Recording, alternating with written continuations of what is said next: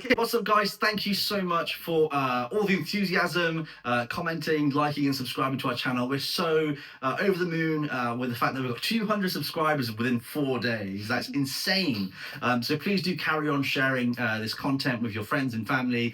Encourage them to subscribe, your friends who might not already be subscribed right now. Ultimately, we're making this channel for you guys, so that way you're really equipped and prepared for this GCSE English Literature and Language exam.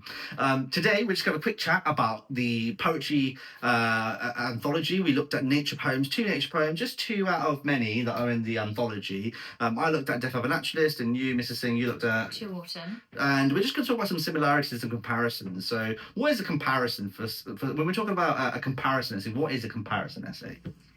So a comparison, you are looking at 2 poems and you're thinking about how they're similar, how they're different, picking out key ideas between the poems. Yeah, absolutely. And that's really important. So when you're writing about a comparison essay, you want to start with the second poem. So in the poetry anthology exam, you're going to get a single poem analysis and a comparison essay. That's 2 essays, one 15 marker and one 25 marker. You must do both essays.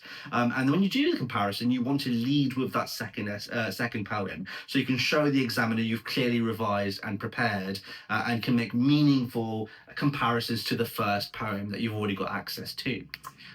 So I picked Death of a Naturalist.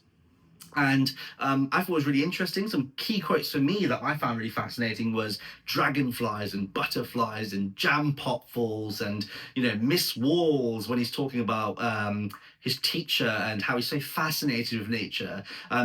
I would say how nature is presented in Death of a Naturalist is one of fascination. This is a childlike tone that Seamus Heaney has.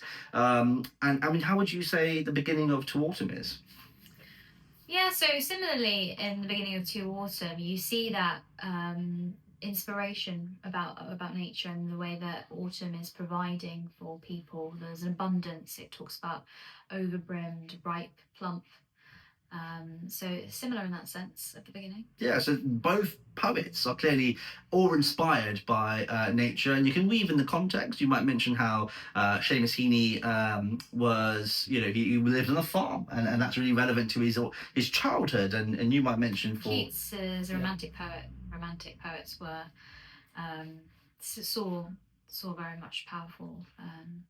For nature. Yeah, I mean, the Romantics thought that the nature was sublime and awe-inspiring and almost divine in many ways. So when we look at poetry, we want to look at the form, structure, and language. And there's no perfect way of writing a comparison essay. I mean, do you have any recommendations? So there's a few ways you can go about it. You could think about the first poem, and then you could compare with the second poem using language like whereas, on the other hand, similarly, in contrast, to show that you are comparing them. Or you can sort of interweave your comparison, so you can think about one point in one poem, how it's similar to the other poem. You could compare beginnings, middles, and ends. That's good, yeah. To make sure you've got full coverage. You could deal with it form, structure, language. There's kind of no right or wrong way as long as you're covering the main ideas and you're getting a coverage of the poem.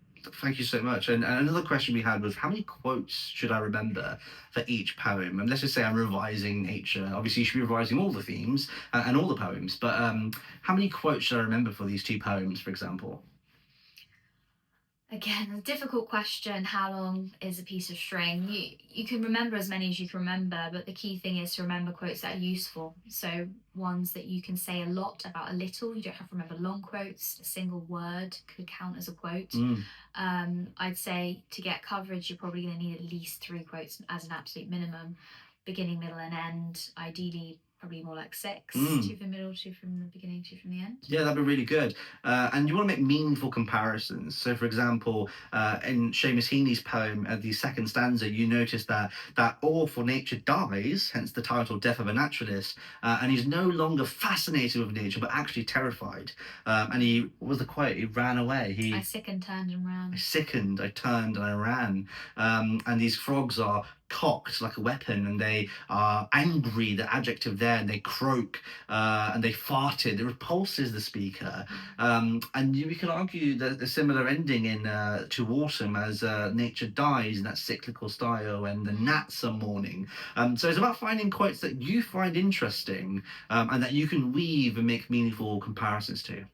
I think the last question we had was around context. So how do I use context? How do I bring context into my essay? How would you answer that?